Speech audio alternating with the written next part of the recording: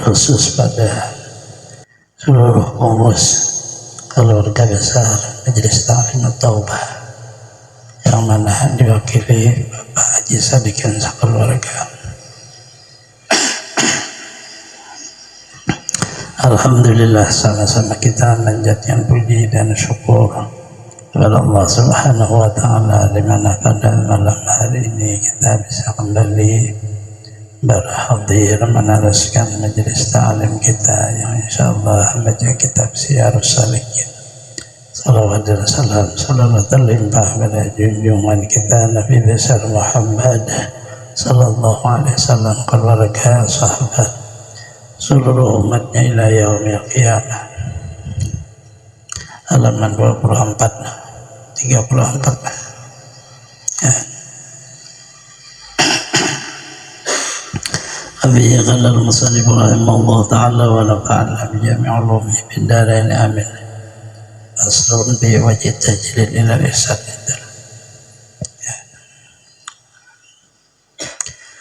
Faslun bi wajhi tadrij ila al-ihsan. Ini satu pasal ada menyatakan jalan memasukkan kepada petunjuk di dalam etika Ahlus Sunnah wal Jamaah. Tahu olehmu bahwasanya anak-anak itu permulaan kejadiannya itu menerima bagi etikat yang benar dengan tiada berkehendak kepada dalil dan burhan.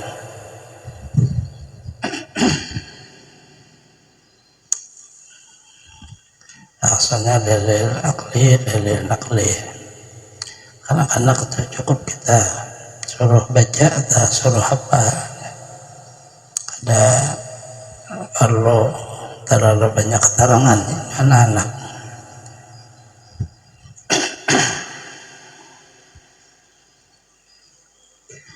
Itu dinamai tajdid ila risadnya.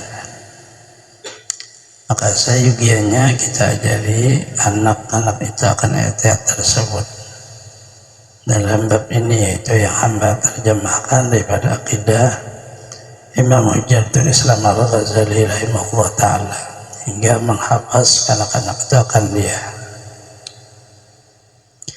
dan senantiasa kita suruh akan dia mengulang-ulangi akan dia hingga paham ya akan dia.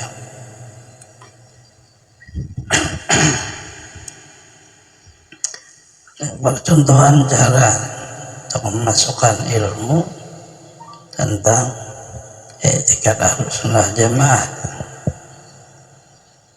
Anak-anak maknanya umur muda, tahu orang tua yang belum pernah dia belajar sama hukum anak-anak. Kada sahabat ngaji, caranya pun sama. Kemudian dari itu akan sesuatu, kemudian dari sesuatu hingga tetap etikatnya itu di dalam hatinya.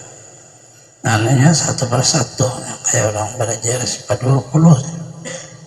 Satu wujud, artinya ada Allah Ta'ala seperti itu.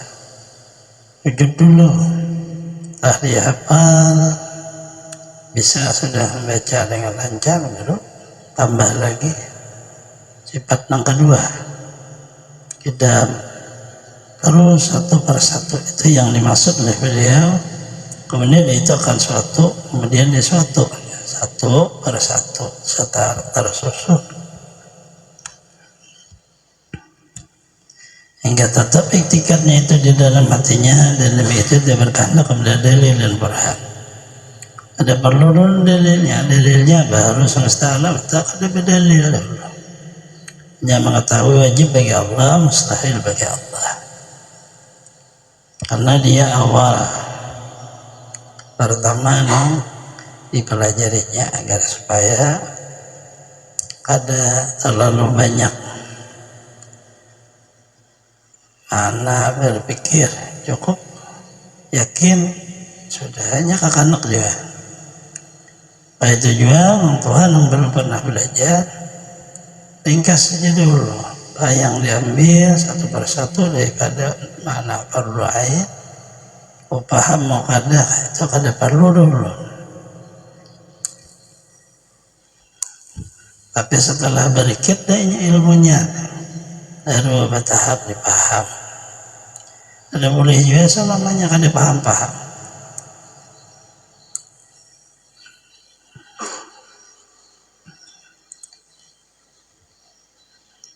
Jangan kita jadikan akan ilmu usuluddin yang etikat yang membanyakan perkataan dalil dan burhan daripada soal dan jawab. Seperti yang kebanyakan dilakukan orang yang di bawah angin yang tiada mengambil di guru yang baik.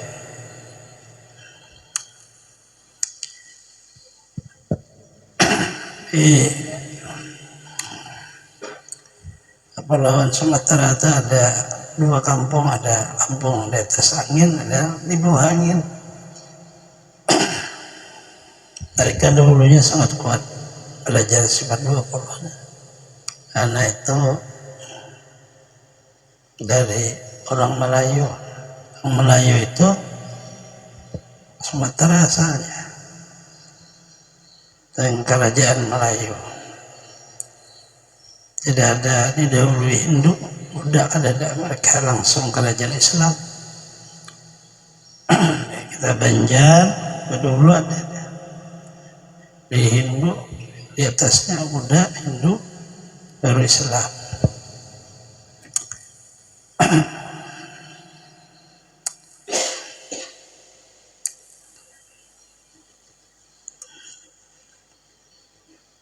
Ada di Sumatera itu yang sama persis dengan bahasa kita Banjar, bahasa Melayunya.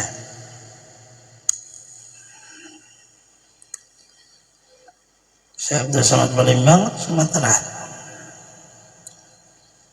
Palembang.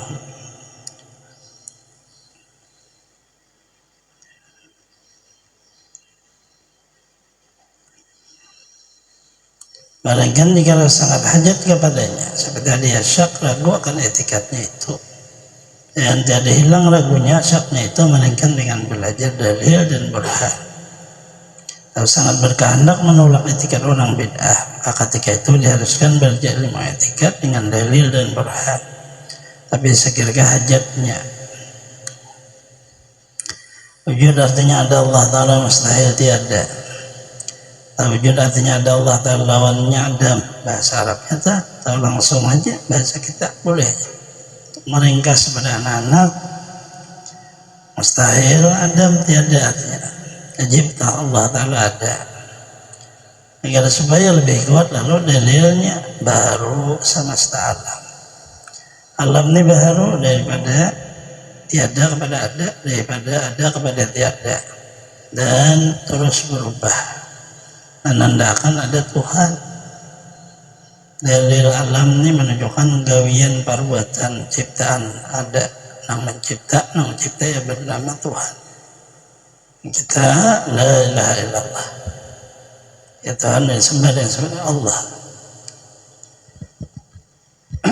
Dari situ lalu ringkas tambahi dalil baru semesta alam. Dalil ringkas disebut dalil akli. Jadi lebih dia tidak begitu harus dihafal, karena melihat memang alam ini baru, kudus sifatnya, berubah-ubah. Mustahil alam berubah dengan sendirinya. Nah, di dalam akal ditolak. Setiap ia berubah pasti ada yang merubah. Alam dari berubahnya siang kepada malam, malam kepada siang, itu ada orang mengatur. Dari hari Jumat, Sabtu, Minggu terus Jumat, Sabtu, Ahad, Senin, itu bahasa Arab sama aja sebenarnya. Itu kan berubah artinya. Terus kembali lagi dia, tentu ada dari bulan Muharram, Safar berubah sampai berputar lagi dia. Tentu ada orang yang merubah. Itu baru ngarannya berubah. Baru semesta alam. Semesta itu seluruhnya termasuklah si orang yang menghafal alam juga. apa maka berubah-ubah anu kita asal nyaman, asal ada nyaman, sehat, sakit, dan merasa dingin, merasa panas, so, kanyang, merasa lapar, seolah-olahnya menandakan bahwa ada yang merubah kita. Nah itu bernama Allah Ta'ala. Terjaga kita nih, anu kita guring, tapi hidup aja, guring tetap hidup. Nah, tentu ada orang yang mencipta, maulah dan mengatur. Itu jadi dalil baru semesta alam. Kada boleh kanda berdalil itu supaya lebih kuat. Artinya awalnya orang belajar tentang etikat itu kadrinya adalah mahapah, tahu mengingat. Jadi bagi Allah wujud mustahil adam tiada. Jadi bagi Allah kidam mustahil hudus baru. Itu aja dulu, ada bedalil. Setelah itu kan ada bedalil pula. Dah apa bahasa ulang tuh ada dia lagi kesandar-sandar.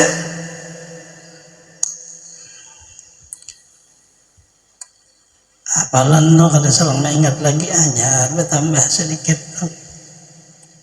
Kita sendiri itu bisa meriadah diri kita. Tapi lainnya belum pernah belajar iriadahlah diri seorang nih.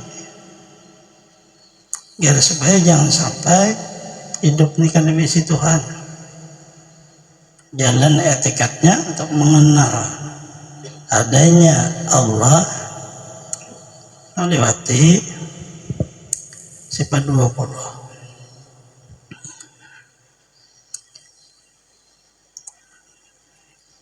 Jangan membanyakan perkara lebih daripada hajatnya, karena membanyakan yang lebih itu tiada itu untuk menjalin jalan kepada Allah Ta'ala.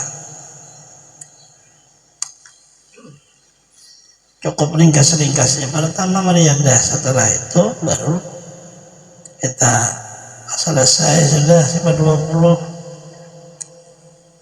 Kita tingkatkan lagi kepada yang lebih sifat 20-nya. Bayatul awal 20 juta Sarkawi sifat 20-nya, di atasnya umur badahin sifat 20-nya juga. Memang rata-rata orang di kampungan mengajar sifat 20 yang biasa. Ada karangan daripada Habib Osman Betawi, Mufti Betawi Jakarta. Ada kalangan orang kita di Amuntai, Banjar.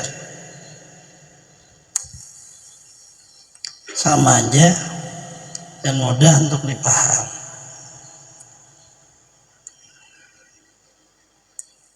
Itu memang rata-rata. Setelah itu hanya ditingkatkan amal makrifat. Ke-20 itu bahan dasar. Kita boleh rumah itu pondasi. Dan tingkatkan lagi pondasi itu supaya jadi rumah. Ada dinding, ada atap. Tingkatkan lagi rumah itu dihias, dalamnya ada kamar, ada WC, ada ruang keluarga, ruang dapur, ruang untuk istirahat. Nah, itu seluruh itu sama. Inilah martabat ilmu, cara mengajar. Kalau kita sudah dilihat orang belajar juga sudah kemana-mana, itu loh sekadar ada lagi turun ke bawah meneruskan yang kita kira-kira orang tadi mampunya di sini. Di bawah kita pilih itu ayat siar salakin dia itu salakin.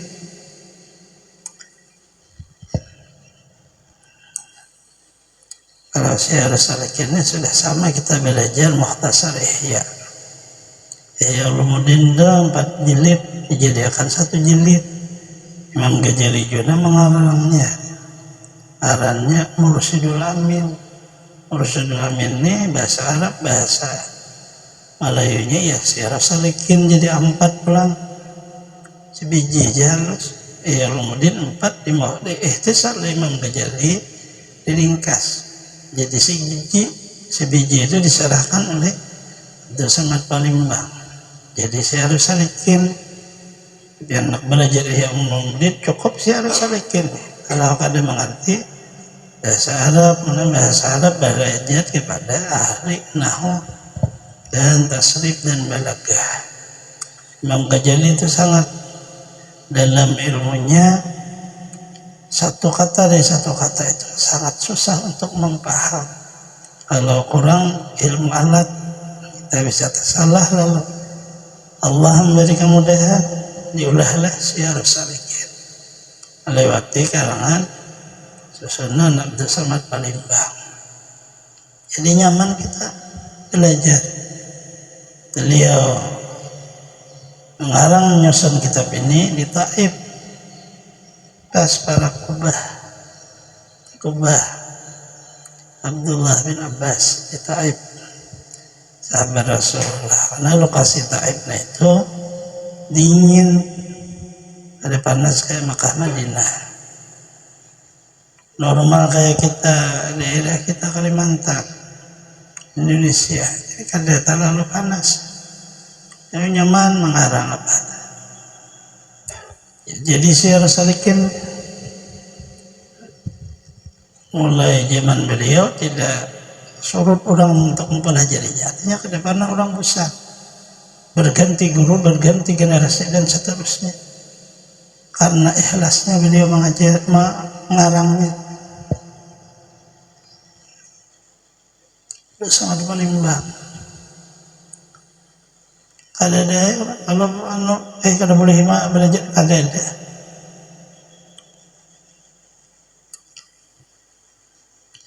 Itu ketinggian kada ada juga. Karena sedin memang bersusun. Ulahana ini 4 jilid, 1 jilid berdahulu Hidayatus Salikin. Khusus beliau mengarang tentang ilmu di atas 20, sama kayak dulu Nafis. Ada kalangan sidin khusus, jarang ada orang. Tapi sama aja isinya. Tauhid abjad, tauhid sifat, tauhid asma, tauhid apa, sama aja isinya. Jangan di kalangan sidin 3 aja.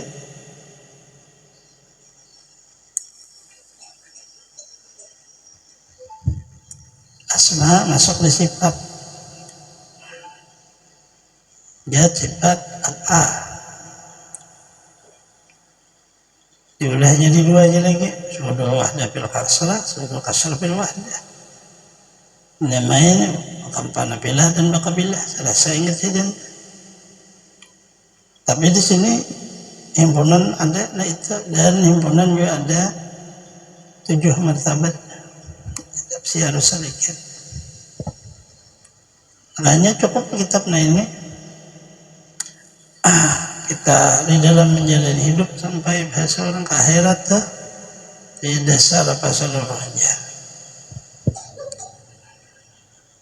atau susun daripada syariat, tarikat, hakikat dan ma'rifat. Jadi taklidnya Imam Ghazali.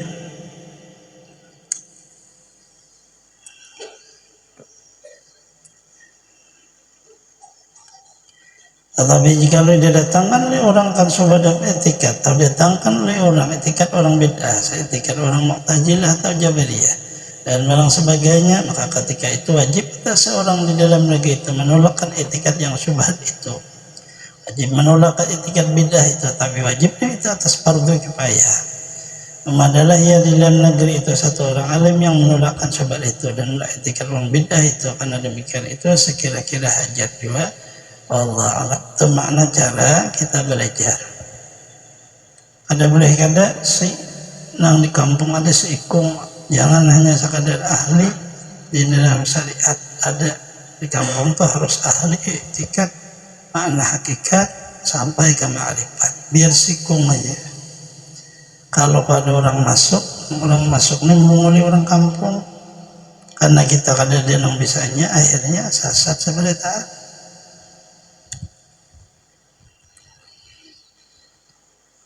Artinya ada boleh kada juga itu selalu kampung menjaga niatnya, menjaga agama. Kita ini kalau lagi perang sabilillah ya alai kalimatillah untuk meninggikan membela agama Allah, tak kecuali hanya dengan ilmu nang Ahlussunnah Jamaah itu dipertahankan. Ya, orang bina lain-lain harus adalah orang di kampung ahli untuk menolak yang lain.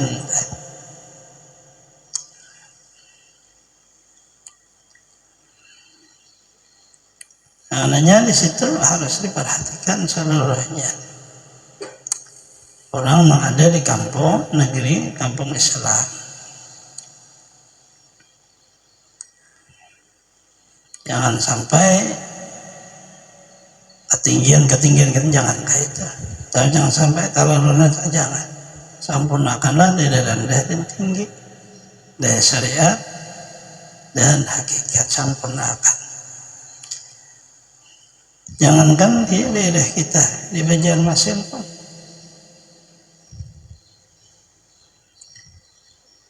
udah zaman dahulu di kita negeri kita Kalimantan ini rata-rata dari Banjar yang sekolahnya, dari guru-guru besar di Banjarmasin menyebar seluruh Kalimantan.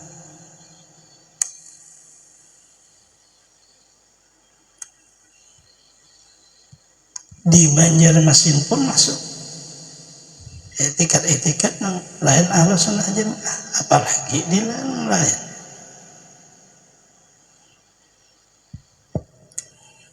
Namanya kalian yang bisanya kayak apa itu bangga. Untung ada kita belajar dengan guru-guru sehingga maknanya harus berlanjut. Ahlussunnah mempertahankan ma'rifat Ahlussunnah, hakikat Ahlussunnah, tariqat Ahlussunnah, syariat Ahlussunnah wal Jamaah. Oleh Rasulullah, ana wa ashabi, di dalamnya aku dan sahabatku. Apalagi di kampung ini tak ke ujung. Kalimantan di ujung nih kita. Akhirnya itu artinya sangat perlulah orang yang ada makna Ahlussunnah Jamaah itu.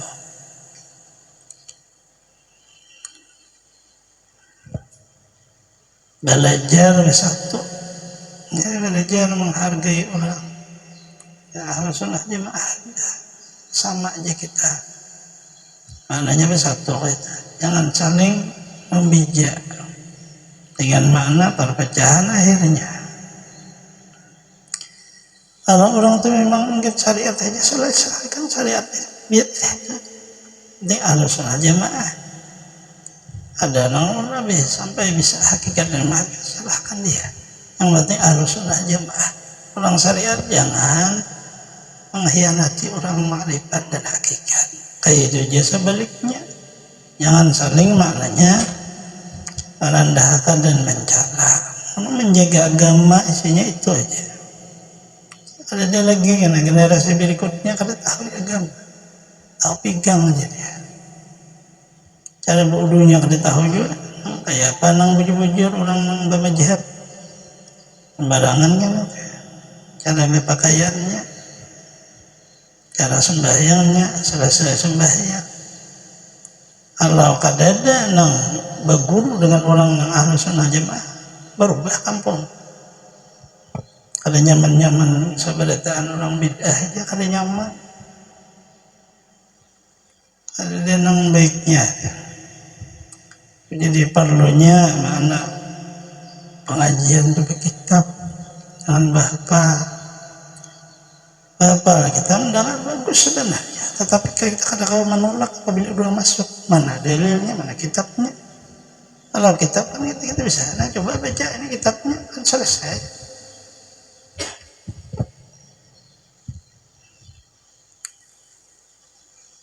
Allah hendak mempertahankan agama untuk generasi berikutnya, tapi kalau hanya sekadar kita syiar agamanya. Cukup aja ceramah. Karena generasi muda berikutnya tahu lagi itu urusan mereka. Nah ini kalau nyampe kitab selesai belajar guru ini, mungkin karena berikutnya generasi yang bisa juga belajar kitab ini kayak itu. Sangat pentingnya tuh. Itulah kita di Banjarmasin, kalau memang kayak Assalamualaikum, kalau ada langsung aja baca.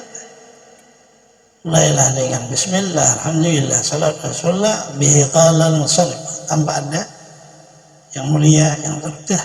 Karena ini adalah majlis. Tapi begitu berceramah baru itu hanya merubah kita. Ini bisa ulun mengikuti hanya karena ada Buya. Allah yarham ke Ahmad Sarwani Juhri. Beliau sebelum pengajian memulailah dulu.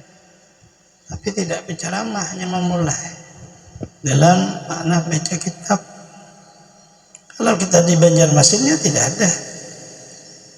Yang periksanya di waktu pengajian di sekumpul ada Assalamualaikum, tidak ada. Langsung aja baca kitab. Ada yang mulia, yang terhormat, ada juga. Langsung aja.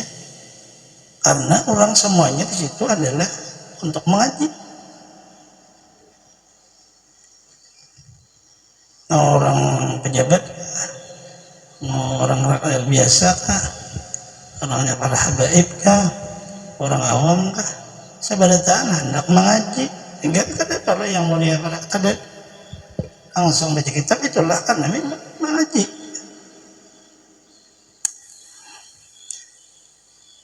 Dan itu di mata Purana. Kalau di Muntai masih ada, Assalamualaikum masih ada, Angkara Umar masih ada.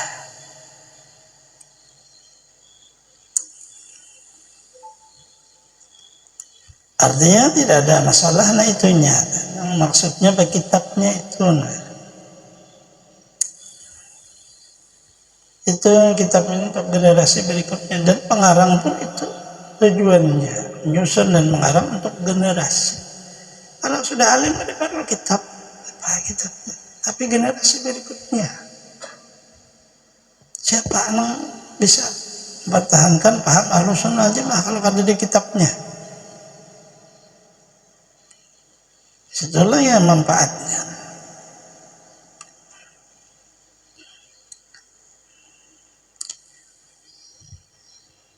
Maslun fi makna iman wal Islam. Ini suatu pasal menyatakan makna iman dan Islam. Bermula makna iman itu pada logat bahasa Arab, yaitu ibarat daripada tasdik, yaitu membenarkan kan barang yang datangkan oleh Rasulullah SAW dari Allah Ta'ala.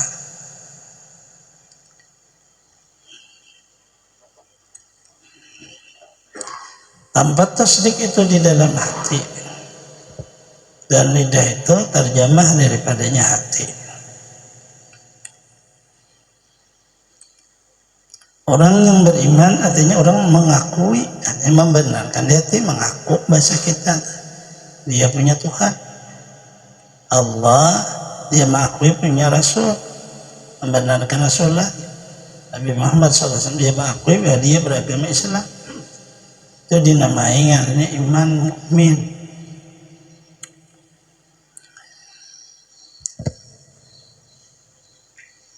Tidak nampak di dalam orang beriman itu karena anaknya di hati, tetapi ada kenyataannya di anggotanya, ya di lidah tadi. Lalu orang tadi la ilaha illallah, orang beriman dah Muhammadur Rasulullah, la asyhadu an la ilaha illallah wa asyhadu anna Muhammadar Rasulullah. Cakalanya kan ada sembahyangnya, ada puasanya, ada bahaginya. Allah disebut orang beriman yang berdosa. Kayak itu aja. Karena hanya meninggalkan sembahyang tidak merusak iman itu dengan kata kafir. Kecuali ia kada percaya awan Tuhan bahwa Allah memfardukan sembahyang Ia kada terima sembahyang kada fardu. Nah kafirnya karena kada membenarkan mengakui Allah yang memperdoakan. Itu Ahlus Sunnah wal Jamaah. Apabila seseorang berkata begitu meninggalkan salat puasa, tapi ia tetap mengakui fardu, cuma kada menggauhinya, lalu dikatakannya kafir, itu lain Ahlus Sunnah Jamaah. Mirip sedikit aja salah etikat kita. Orang Mu'tazilah dan para sifah, karena rukun imannya tuh 3: tasdik dengan hati, takrir dengan lidah, taslim artinya memperbuat dengan anggota. Kita 2 aja Ahlus Sunnah Jamaah, orang beriman tasdik di hati, lidahnya asyhadu an la ilaha, takrir sudah memperbuat kebaikan, kesempurnaan iman, bukan rukun. Ini mirip nih, mengkada hati-hati belajar sama kainnya itu. Nah itu diceramahkan ke orang Islam. Nah Ahlus Sunnah Jamaah sekalinya lain, orang Mu'tazilah itu. Orang Falasifah mengatakan apabila tertinggal sembahyang kafir, kada puasa kafir, kada baca kafir. Lain Ahlus Sunnah wal Jamaah. Kenapa? Karena fatwa mengatakan hukum kafir atau hukum haram dan halal apabila salah.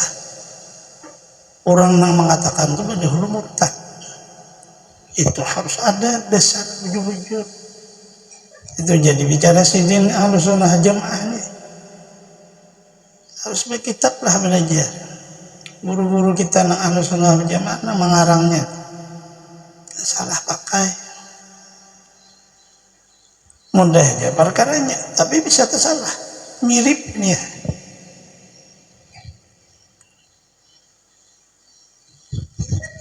Karena bisa hadis itu sangat mudah. Lidah ini menyimpang siurkan hadis. Lantar kasalah bakal kaparat, hadis itu dan benar sahih. Siapa meninggalkan salat, ia kafir. Tapi belajarlah lawan guru kita Ahlus Sunnah Jamaah yang disebut kafarat tuh, maka ditafsirkan oleh Imam Nawawi kafir nikmat. Tetapi kalau meninggalkan salat dan kadang mengakui kepaduannya baru kafir.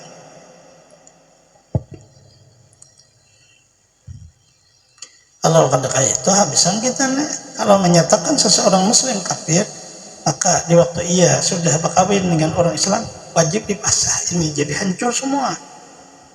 Ada sembarangan untuk hukum. Dia tidak boleh dikuburkan di kuburan orang muslim. Dia tidak boleh waktu meninggal dimandikan, dikafani, disalatkan.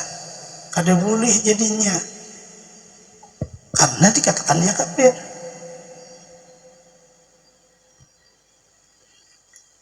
Sedangkan keadaannya, nyata faktanya, orang kada sembahyang tetap di waktu yang meninggal dimandikan, dikafani, disalatkan, dikubur di kuburan orang muslim. Ya tetap istrinya kada dipasah. Berarti fatwa yang mengatakan kafir itu kan tidak benar.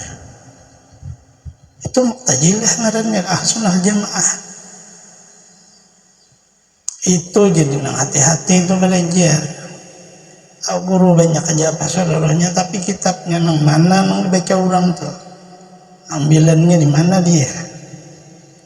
Agar supaya jangan sampai tersalah bahasa kita dalam makna Ahlus Sunnah wal Jamaah.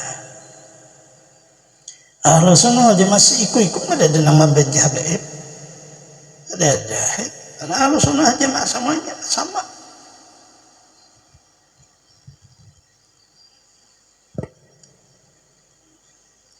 Orang sudah disusupnya sahabat Rasulullah, seluruhnya tersusun Ahlus Sunnah Jamaah. Si ikut ada dan benci sahabat.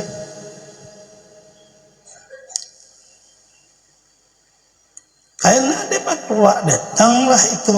Nah inilah yang kita harus hati-hati. Kalau pina lain Ahlus Sunnah Jamaah, ternyata isinya membenci sahabat. Hati lain.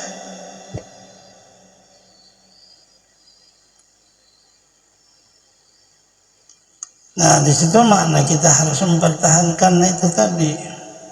Iman itu adalah pada logat tasdik, ibadat dari bahasanya membenarkan, tapi rukunnya itu ya di dalam hati yang membenarkannya, lidahnya takrir. Selesai dah beriman orang itu kepada Allah. Urusan diri orang itu ini urusan Allah Ta'ala sendiri. Setelah asyhadu an la ilaha illallah wa asyhadu anna Muhammadar Rasulullah, si umat Rasulullah ini tidak boleh kecampur lagi. Kalau makna keimanan dia, kecuali dia menyatakan saya murtad, itu baru dia. Kita umat Islam, setelah dia mengatakan murtad kalau ada di Islam, dihapuslah dari makna orang mukmin dan muslim. Ada lagi kita menguburnya, ada lagi memandikan, ada lagi kan mau urus siapa lagi, lain saudara kita, dan lain hukum yang dilakukan pada dirinya hukum Islam. Karena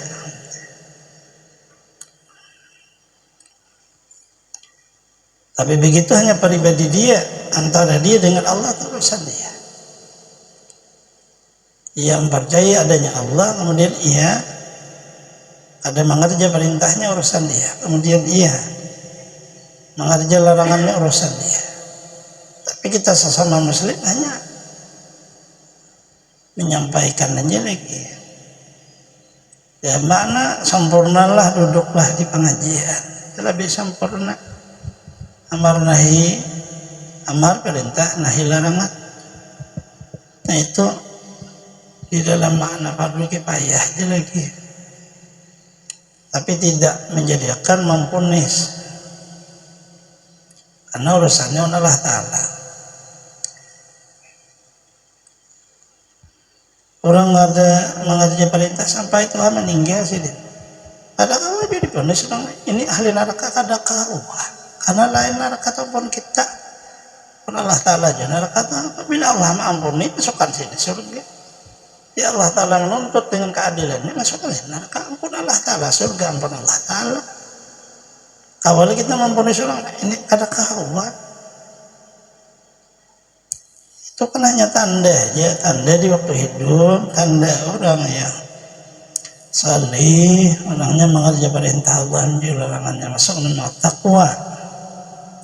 Dan ada orang fasik, kadang mengerja perintahnya, mengerja larangannya, masuk dalam kata orang fasik. Tapi urusan surga dan neraka bukan urusan kita, itu urusan Allah.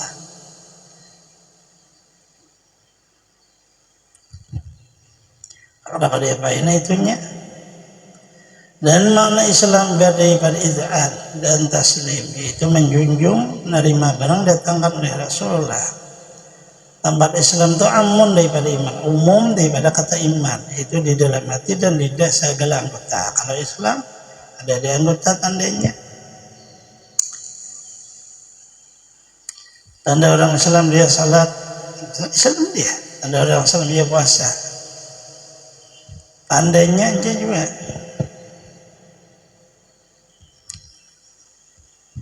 Sehingga kalau Islam lalu 5. Pertama orang Islam itu bersyahadat, bisi Tuhan, bisi Nabi. Kedua sembahyang orangnya. 3 puasa orangnya. Ada memang fardu kepadanya bayar zakat. Terakhirnya ia berangkat haji kalau puasa. Itu rukunnya. Nampaklah di anggota, nampak juga di hatinya, nampak juga di dalam lidahnya. Nah, adapun iman kadang nampak dia di dalam hati, ditakrir oleh lidah.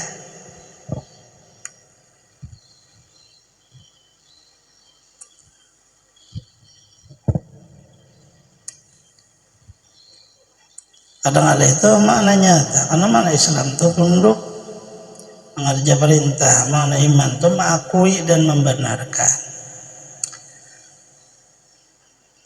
Allah Ta'ala ini tunduk kepada Allah, menjunjung perintah. Perintah Allah ini kita kerja menjunjung larangannya, menjauhi larangannya, menjunjung perintah larangannya. Bahasa kayak kerajaan menjunjung. Nah itu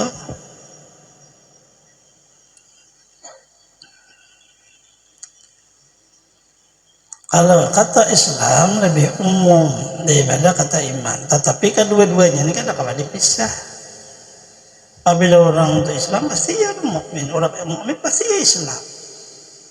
Tak ada dipisah-pisahkan dan itu.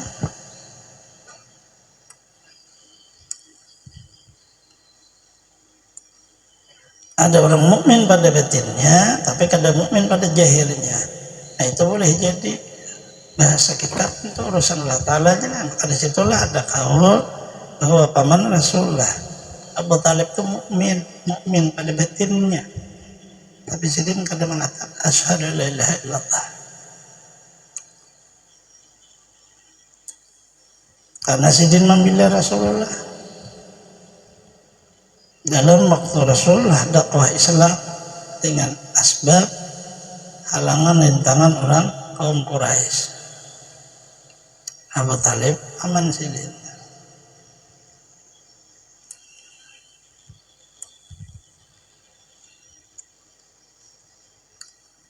Demikian yang mengerja taat dengan salah anggota itu dinamakan taslim. Maka adalah yang Islam itu pada umum dan iman, dan iman itu khas adalah iman satu jujur dari Islam, terlebih mulia. Tiap-tiap tasdik itu taslim, tiap-tiap, dan tiada tiap taslim tasdik yang tiada iman bernama Islam. Tiada tiap Islam itu iman yang sah kita katakan orang mukmin Islam. Tiada lazim orang Islam itu kita katakan mukmin yang kamil. Wallahu a'lam. Mukmin kamil aja. Nah itu pembahasan logatnya. Nah ini yang kita pakai. Adapun makna iman di Islam kepada syarak, maka itu terkandung keduanya dalam satu makna itu aja. Artinya kedua-duanya itu sama aja. Apabila orang Muslim, ya sudah orang mukmin, orang mukmin. Tetapi begitu bicara tentang makna pada logatnya itu berlainan. Cuma kadang dipakai pada logat. Namun tidak kita sangka jahatnya namun orang. Karena iman itu di dalam yang nampak hanya Islam. Selama orang itu kada murtad, selesaikanlah hukum. Rasulullah pun seperti itu. Rasulullah melaksanakan secara yang pada jahir. Urusan batin Rasulullah ada. Kalau memang orang itu Islam sudah digawe seluruhnya sebagaimana orang Islam. Padahal mati bunuh diri orangnya. Tapi kalau memang dia Islam, dia bilang sesuai Islam. Ada dia mati pas minum. Kalau kita memaknai di dalam martabat kata, ada syar'i itu. Dan hadis ada minum orang minum kecuali kalau ia masih beriman. Itu maknanya hanya sempurna. Dan itu yang banyak terjadi di masyarakat, menjadi permasalahan di dalam kita mengatur permasalahan tentang bagaimana seseorang Islam dia bunuh diri. Sedangkan di dalam Islam bunuh diri itu tidak boleh, dosa besar. Tetapi tidak ada mengatakan di dalam Islam bunuh diri itu hukumnya kafir, ada. Kecuali ia mengatakan sendiri bahwa saya kada mengakui Tuhan, kada menerima takdir Tuhan, berarti dia kafir. Kalau dia kada mengatakan itu aja, itu hanya keputusasaan hidup. Yang dipermasalahkan ini adalah bukan masalah orangnya itu, tapi masalah hukum yang digandungnya kepada kita. Dan itu yang menjadi masalah. Setelah ia meninggal dunia, bagaimana ini? Apa harus dimandikan? Apa tidak? Apa dia disalatkan oleh atau tidak? Tapi semua fakta digawe semua dia sebagai orang Islam.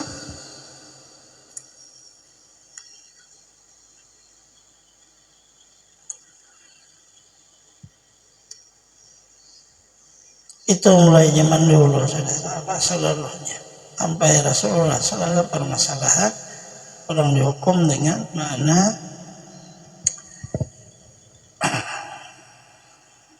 rajam. Dirajam lah orang itu meninggal dunia. Sahabat ya Rasulullah apa yang salatkan orang itu kan dia orang itu tidak baik dia seluruhnya. Ya Rasulullah, siapa yang maknanya hakun dia tunduk kepada Islam, mengorbankan dirinya, mau dirajam.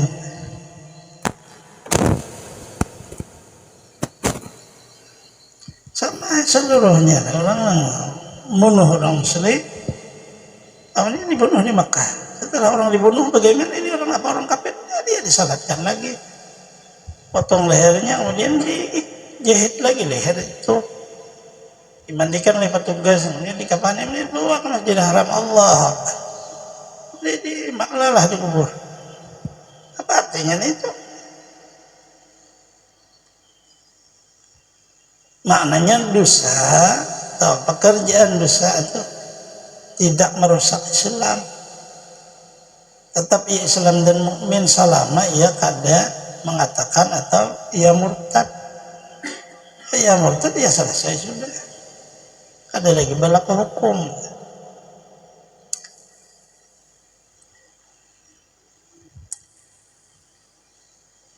Kalau kita memakai fikih semata tanpa kita ada makna keluasan paham agama, kita sangat susah. Bahari di balik papan, karena rata-rata anak muda itu minum dulu. Dia minum naik motor udah tahu lagi guys, dia tabraklah tiang listrik, mati dia. Namanya manusia.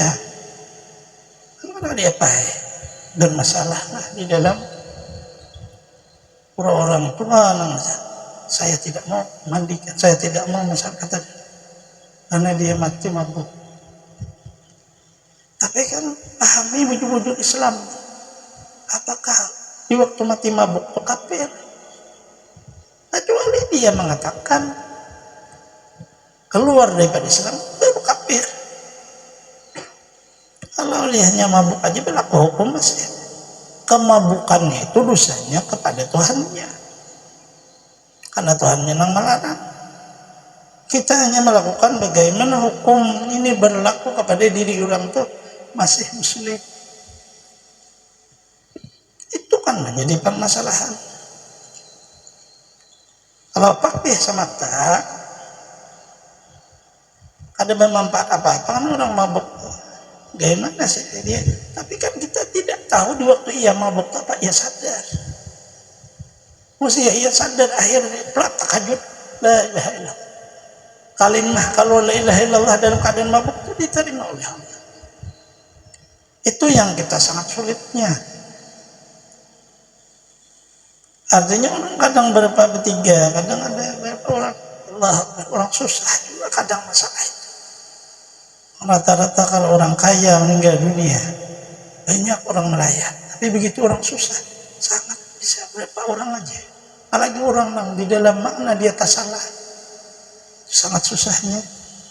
Maksud ulama inilah makna paham Ahlus Sunnah Jamaah. Jangan hanya berbicara Ahlus Sunnah tidak berani menerapkan orang itu. Kalau memang pahaman Ahlus Sunnah Jamaah bahwa iman banyak, tasdik di hati, takdir la asyhadu la ilaha illallah, selesai berlakulah hukum.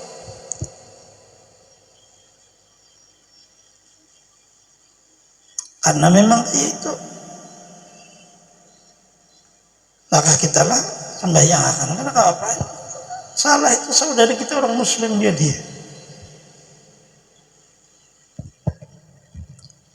Dan ulun tidak ada membaca begitu orang mati mabuk kafir, tidak ada. Begitu orang kada salat kafir matinya, tidak ada. Orang datang kada puasa meninggal dunia kafir, kada ada. Hanya dia berdosa besar, itu aja bacaannya. Tidak mengerja salat mati berdosa besar. Orang mabuk berdosa besar. Itu aja bedanya. Yang periksa saja. Cuma kalau secara jahirnya kita semata-mata hanya mempaham dalam orang mati, akhirnya kita mendoakan dibaiki orangnya, itu kan kesalahan makna sangka. Kita menyangka orang berdulu kada baik, belum tentu dia di sisi Allah. Namanya orang belum tentu. Dan sejarah banyak menyebut perjalanan hidup orang yang susah, ternyata di waktu dia akhir umurnya dibuang di zaman Nabi Musa alaihissalam, karena hidupnya hanya berbuat yang kada baik. Seluruh penduduk buang dia tempat sampah. Di waktu akhir umurnya ia mengadu kepada Allah, Ini permasalahannya. Mengadulah makna saya tidak ada lagi ya Allah harapan selain Engkau. Artinya masih ada iman. Pada hidupnya kada pernah mengajak kebaikan. Nabi Musa tidak berada di kampung itu. Begitu ia meninggal dunia dengan rahmat Allah karena mengakui salah. Tidak ada harapan selain Allah yang mengampuninya. Orang mukmin sih. Cuma karena perjalanan mungkin hidupnya ini kada sama ditulis Allah, kita ditulis orang baik. Akhirnya orang mengatakan baik semua. Ditulislah saudara kita perjalanannya dalam keadaan salah aja tata rusak, tapi ditulis Allah ini akhir iya dalam keadaan husnul khatimah. Ini yang sangat sulit. Kita kan sangat sulit ini membedakan seperti ini yang tak banyak terjadi. Orang mengbina sembahyang pasang sekanya matinya karena dia sombong. Ada bahagia di sisi Allah. Orang membina salah bahagia di sisi Allah. Mengakui dirinya salah itu. Perintahlah Nabi Musa itu ada meninggal dunia di kampung Anu, tempatnya itu kekasih saya. Datanglah Nabi Musa kampung situ. Oleh orang kampung itu orang maksiat lain. Nabi Musa berarti ini lain dari Allah ini perintahnya. Kembali dia ditegur oleh Allah. Dikatakanlah masalah akhir perjalanan hidup. Ternyata Allah memandang kita tuh akhir, bukan di awal, di tengah. Apabila di akhirnya kita makna pengakuan iman sangat kuat, bernilailah di sisi Allah.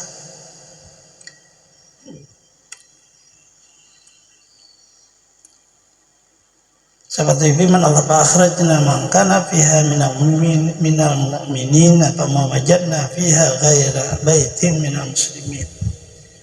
Kami keluarkan seorang yang ada dalamnya di orang mukmin. Tidak kami dapat dalamnya selain di satu rumah itu di orang muslim. Yang tidak pada kata ini melainkan satu rumah juga, yang adalah mukmin dan muslim pada ayat itu satu juga maknanya. Karena orang dalam satu rumah itu orang mukmin dan muslim. Terkadang berlainan makna iman dan juga Islam. Seperti firman Allah, "Qala a'rabu amanna qul lam tu'minu walakin qulu aslamna." Berkata orang Arab, telah percaya kami, atau olehmu tiada kamu percaya, tetapi kamu atau oleh kamu Islam. Nah itu seluruhnya hanya di dalam tergantung hal ihwal maknanya. Hal ihwal di dalam maknai. Jadi kesimpulannya Ahlus Sunnah wal Jamaah, selama orang itu mukmin, ia tetap berlaku hukum Islam. Itu aja permasalahannya, walaupun ia memperbuat dosa besar. Karena Rasulullah menggariskan kepada kita, "Man qala la ilaha illallah jannah." Barang siapa la ilaha illallah, orang mukmin nih, orang muslim. Maka berkata Abu Jarir, "Ya Rasulullah, wa in zana wa in saraka." Sekalipun ia berbuat dosa besar seperti berzina dan mencuri. Rasulullah bersabda, "Wa in zana wa in saraka." Maknanya dosa besar tidak menjadikan seseorang itu menjadi kafir. Kalau ada, Rasulullah pasti menyatakan dengan jelas di situ. Dan hadis itu sangat masyhur dalam martabat orang mempaham agama. Siapa mengetahui dia masuk surga sekalipun berbuat dosa besar, itu maknanya. Coba kita lihat ulang hadis Rasulullah, "Syafaati li ahlil kabair min ummati." Aku menolongi dengan syafaat yang diberi izin oleh Allah bagi orang yang berdosa besar. Itu kan makna bahwa dosa besar kadang menjadikan kafir. Kalau kadang Rasulullah untuk apa menolongi? Karena Rasulullah kadang disuruh beri syafaat kepada orang kafir, beri syafaat kepada umatnya yang mukmin. Muslim, walaupun seluruh dunia ini umat Rasulullah, karena tidak ada Nabi dan Rasul setelah beliau. Orang ada yang kafir dan yang muslim. Bagaimana Rasulullahnya? Syafaati ya min ummati. Muslim itu ulun menyampaikan ini agar supaya masuk sangat beratnya kita di dalam bermasyarakat. Apabila orang hanya memakai fikih dengan tegas, apabila kada sembahyang dilihat kada pindah ke masjid, kada hendak menyembahyangkan itu salat. Kita seolah kada bersaudara dengan orang yang susah di dalam makna dia hidupnya bisa salah. Kan ini yang sangat dan ulun yang menemui zaman seperti itu. Sedangkan Islam tidak seperti itu.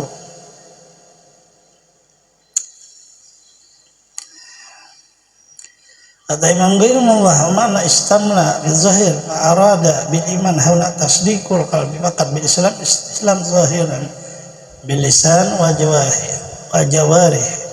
Artinya makna ayat ini Islam kami pada zahir juga, tiada beriman dalam hati.